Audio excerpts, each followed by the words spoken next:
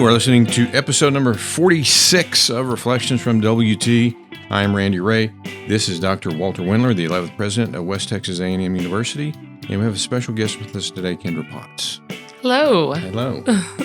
First of all, how was Christmas break? It was much needed, and I got a lot of snuggles and playtime with the kids, and just a lot of family time. So it was amazing. Yeah. Yes. Dr. Wendler, did you have a good one? I did. We took a surprise trip. We went to the West Coast for a couple of days, which turned out to be very nice. Yeah. We hadn't planned to do that. We saw all the family on Thanksgiving. They were up here. Dallas clan and the Beaumont clan, they all came up here. So then they went to the in-laws on Christmas. Yeah. So well, it's always nice to have a break. It's one of the nice things. We have a nice break with our job. I always say it's really hard to leave, and then it's kind of hard to come back. But I'm glad to be back. I'm glad to be back in the groove. I'm excited about this semester, and I'm excited about having you here today. Well, thank you. I'm excited to be here today. Yeah. You mentioned earlier you had 3 kids, Ella, Easton, and Elizabeth. How was that work with being a coach? Well, I got to give a huge shout out to my husband. He is he is dad of the year every year for our family. And he just supports everything we do here. We met here at WT. And so this place holds a special, in our hearts. And so he wants to do whatever he can as a husband, but also as a father to help our family and be able to do things while we're in season. We were actually able to take Ella to Seattle. We knew the young ones, it probably would have been a little difficult for. And so Ella's 10.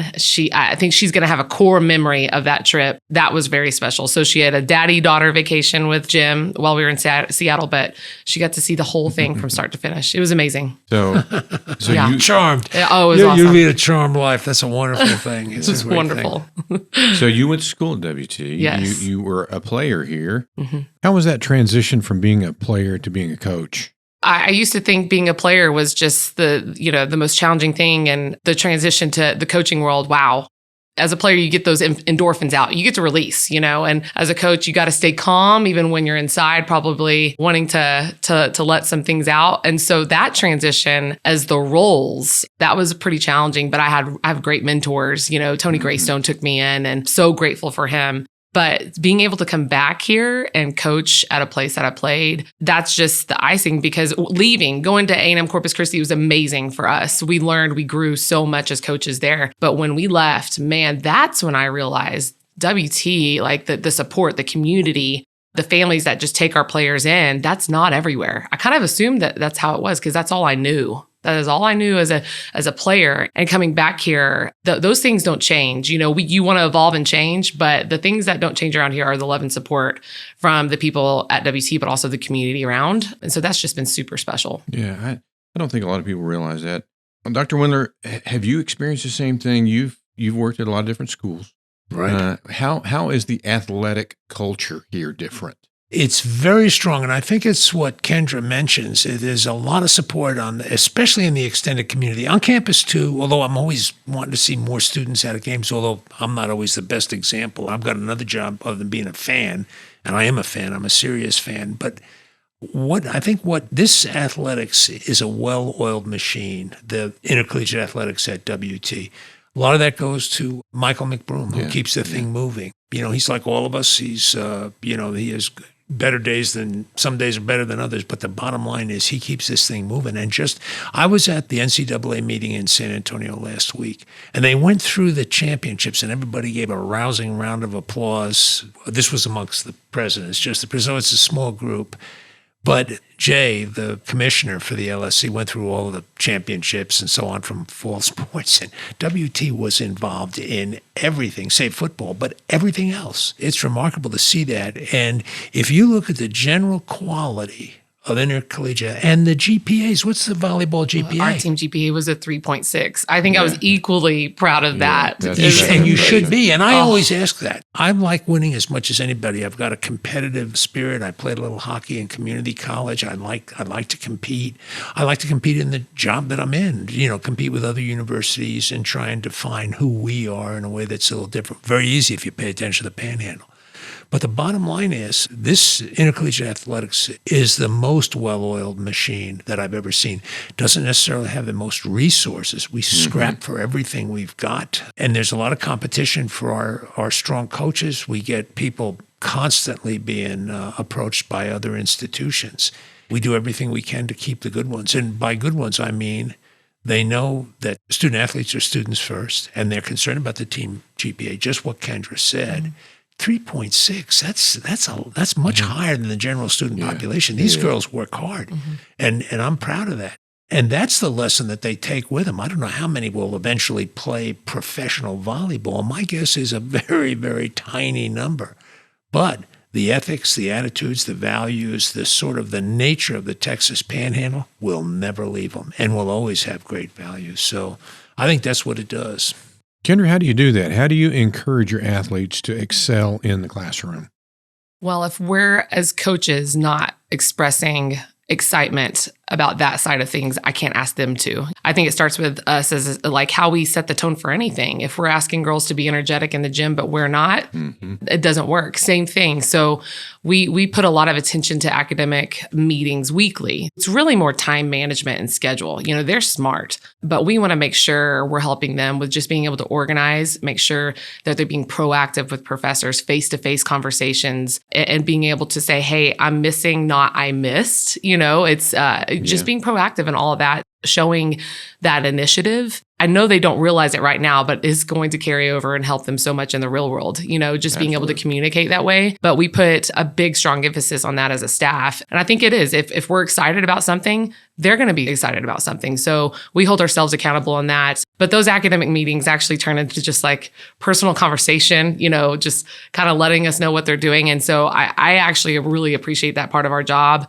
It turns into two things. We're checking on them as people, and we're also making sure they feel good about things in the classroom. I have friends that work at other universities, and they roll their eyes and say, I have 5 or 8 or 10 athletes in my classroom, and they kind of dread it. But I always look forward to it because they always do well.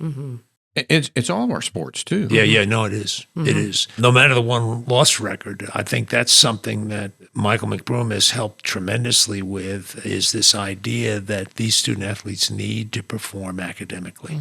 I think campus-wide, our student athletes have attained higher GPAs this year than ever before in the history, and almost every sport has reached. And if they're off their peak a little bit, it's just by a margin. It's not a lot. In other words, consistently perform. And I'll tell you something else. One of the things I appreciate about our coaches, even the ones that aren't from here, they immediately gravitate to the Panhandle culture, kind of work ethic and all that. And I think when our coaches make sure, this is a personal thing for me, I'm not a coach and I don't pretend to be, but if they can get some local talent, that is very, very important. First of all, local talent brings local values into the equation, and the values here are different than other places. That's number one. Number two, I think the community appreciates it. I think the community likes it when a girl that they know from one of the high schools, and it could be from a big high school. Like Amarillo High? Like Amarillo High. But it also could be from Pampa, which is not a tiny high school, but it could be from Darasset. I mean, that's the point is, it could be from Cotton Center, which is in the South Plains, not really the Panhandle, but close enough for me. The tiny schools with 100 students in them, pre-K through 12. People like that. We're paying attention to who we are and what we have to offer. And it is remarkable, period.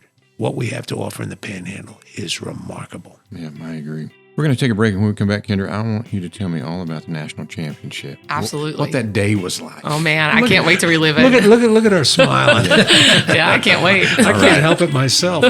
We'll be back in 60 seconds.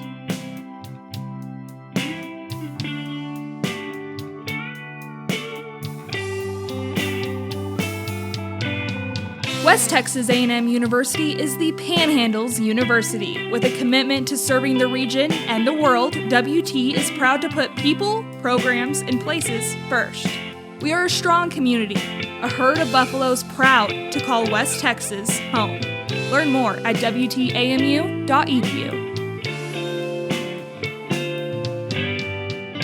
Welcome back to Reflections from WT. This is episode 46. We're talking with Kendra Potts, WT's volleyball coach. Kendra, you guys were the national champions, which is amazing to even say. She's still smiling. Yes. Yeah. It's crazy. Tell me about that day. Wow. What we did this year is we just didn't change anything from how we prepped from one day to another. So as far as like the prep went, it was the same. But for some reason, the energy in our meeting room at the hotel, there was just not an ounce of doubt in any of our players when we were going through the scout. I mean, there were not a lot of weaknesses in Concordia St. Paul. Plus, that team has won 9 national championships. You know, they've been there. We had been there, but it had been 25 years. The prep just felt good. The energy was great. How do you prep? Is that mental or is it physical? What is that? Before we get into the gym, it's more of the mental side of things and our our game plan. As coaches, we watch a lot of video. We put together a scouting report that's about 4 pages long, lots of information, but we want to hit the girls that are thinkers and then the girls that just need a couple notables, a couple bullet points. So we try to hit on all those cylinders, depending on how our players learn. And we watch video together, but we keep that pretty simple. But the other side that we do, which I think is probably the most powerful, is we start our day every day with our gratitude, what we're thankful for. Doesn't have to be volleyball at all. It's just what are we grateful for? And then we talk about our intention, what's our intention for the day? And then we talk about our non-negotiable. And every single person goes around, we talk about it, lots of tears sometimes or lots of laughter, whatever the case may be. But I think it's just super powerful that we can start the day with gratitude all the time. It's allowed us to learn each other and just understand us as people over the player and the coach. Even my daughter was in there doing gratitudes and intentions with us that morning. It was just amazing. But that's how we've done it. We've done it like that all year long. So it was no different, but you could tell there was something there. And then we also have a player, we call it a pod. It's a phrase of the day, or it can be a story. It can be a verse. It can be whatever the player's, inclined to talk about. But Abby Nash, who's very good with words, she's an English major, super creative. She had a saying, because we knew what we were up against. It's from a movie, but she just said, we might play this team 10 times and we might lose 9, but today is our one. And we were just chills. And we just knew. We just left that meeting room, going to the bus, and then we were just loose and free. So you knew it. And you can prep yourself and have the best day of your life and still might not come out with the win. That's the fact. It might, but we put ourselves in the best situation to be our best. And then whatever the outcome was, we knew we were ready. The feels were good, but I think we were loose and free and not making the moment too big, but also grateful for the moment we were in. Yeah. So tell me what it was like when you got to the gym. Again, we didn't really change anything. The vibe was the same. The girls were rocking their music in the locker room, and just, being silly, being loose and free. We use that all the time. That wasn't different. The pregame dancing was no different. And that's why I felt really good, because I just didn't feel like the girls were overthinking things that day. Yeah, we didn't change a thing. We prepped the same that day as we did day 1 of season. And so that's why I felt like, our thing was just win the day you're in. If it's a Wednesday and we're at practice, let's win that practice. Let's not think about, we're prepping for things, obviously, but we're going to win the day we're in. And so no different. We were just going to win the day we were in. So tell me what that felt like, that final second before the end of the game, and then the buzzer goes off. What did that feel like? Gosh, I remember the point so clearly. And we climbed back that 4th set. It didn't look like it was going to go our way, down 23-20. And our girls just were stubborn in all the right ways. That's kind of what, they were just gritty. Tori serving that ball, and we had a pretty good inclination they were going to the outside, just because that was the strong point for them in that rotation. And we have 2 freshmen, Emma Becker and Tatum Stowe, going up to get the final block, which is pretty cool. And I remember I was like, take this moment in when we won, seeing the girls dogpile, and us coaches, we just always came together and gave a good coaching staff hug. And Casey Shingler, my associate head coach, just said, "Hey, let's sit here for just a second. Let's sit right here just for a little bit longer." And we did, and we just took a lot of breaths. And I was just like, "Just be here, Kendra. Like, observe, watch, smile, cry." And it still gets me, obviously right now I've just got a big smile on my face, because I want that. This is the joy that we work so hard for. Yeah, I think that's so important. Take the moment in. I'm going to ask you both the same thing. How does being an athlete in college prepare you for the real world? Does it? Well, I think it does. I think it gets you ready to face challenges. It has you assume personal responsibility. This is one of my mantras, this idea of rugged individualism. We are responsible for our own actions, the things we believe, the things we say, the things we do. And I feel like there's a lot of pressure in societies to find other people to put some of that responsibility on if things don't go your way. Mm-hmm. But I think what Kendra does with that team is helps those girls sense personal responsibility for the outcome of the work. I'll call it the work, the game. And I just think that's fundamentally important, and it doesn't change. I don't care if you're running a company in the private sector, or if you're running the government bureaucracy, or if you're an elected official, or if you have a little mom and pop operation. We're responsible every day for the outcomes that not the circumstances that come against us or laid before us. They may not be against us. Some of them may be for us. Not those circumstances. We can do very little about those, although there's some things we can do to avoid negative circumstances. But the bottom line is, I think we just have to be responsible for our response, the way we deal with what is in front of us. Yeah. That's what I think. I couldn't agree more. We talk a lot about controlling what we can control, and a lot of that is just how we respond and how we move forward, but also not forgetting to learn from circumstances and situations. I can't say that a regular student that's just going to school doesn't have those challenges. They might be working a full-time job, having other people to care for. So I don't want to diminish what those regular students go through as well. I can just speak for our student athlete. As far as just the mentality goes, I feel like we just kind of heighten that for them because it's the time management, it's direct communication, it's working with a group of people that have completely different personalities and trying to find a common ground and appreciating the differences, not getting bitter about the differences. That's going to be no different in the workplace. I also say it's going to be no different in a marriage. It's going to, you can correlate all of these things regardless what path you go. But I love the rugged individualism concept of just learning, growing, and moving forward. We kind of just identify the situation, that the pro and con of it, learn from it, and then we move forward. That's what we take on the court, but also in turn, I think they take it wherever they are off the court, learn, grow, move forward. And so we talk about those things. I think that's where student athletes, they get a chance to just have a platform to kind of talk through it and go with it. And I'm very happy they have that. I hope other students that don't get to, play sports have those mentors or those groups that they can go to. But I really want our group to be a support system, direct conversation, even when those conversations might be hard. I want to be a boss, if you will.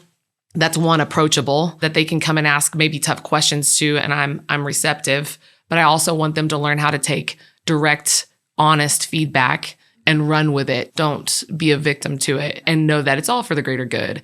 And so there's so many variables and aspects from workplace to just general, being able to adult in the beginning stages of adulting. And we all know it's not going to get easier. And so I just want to make sure they have tools when they're done here, that they feel confident that they can conquer, but they also have a place to come back to and be able to talk to somebody about it. Well, Kendra, you're doing something right. Your career record, 58 wins and 16 losses. That's pretty amazing. Not many people can say that. So I know Dr. Wendler will back me up. We are fortunate to have you.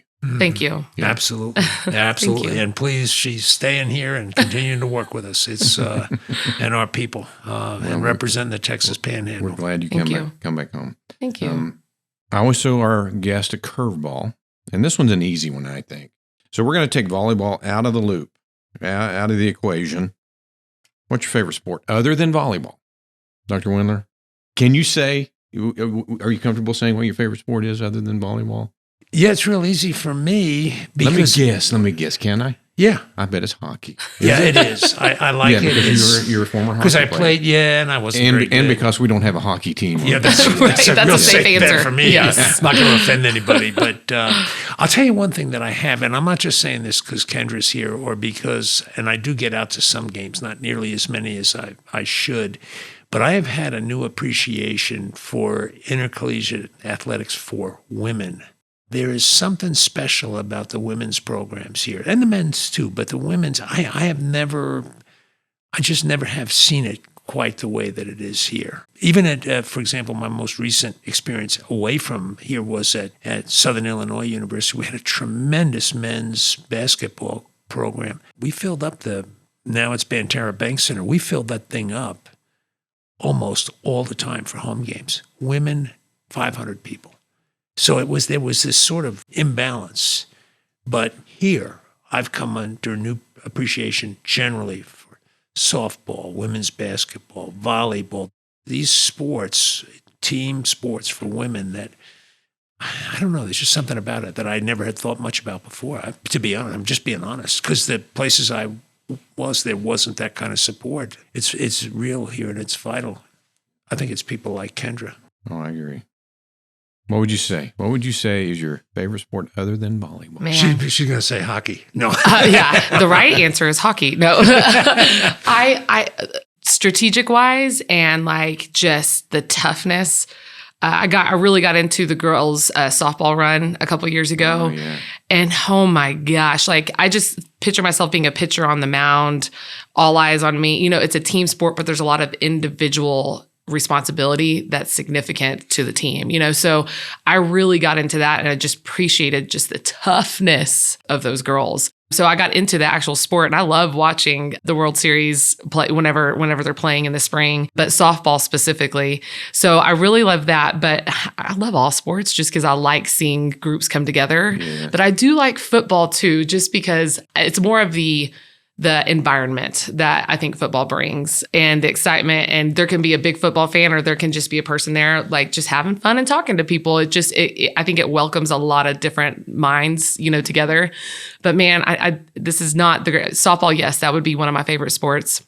But I really do. I'm kind of a sports geek because I like to see how coaches and players are managing each other. And I take things from all different types of sports, being like, that's great. Like, well, I haven't ever thought of that. So I'm just a sports nerd in general. Is your husband? Is Jim? Oh, yes. So I'm glad we share that. He loves Cubs baseball. So it was a rough go for a little bit until 2016 when they won the World Series. And we had our son that same year. So 2016 is Jim's year.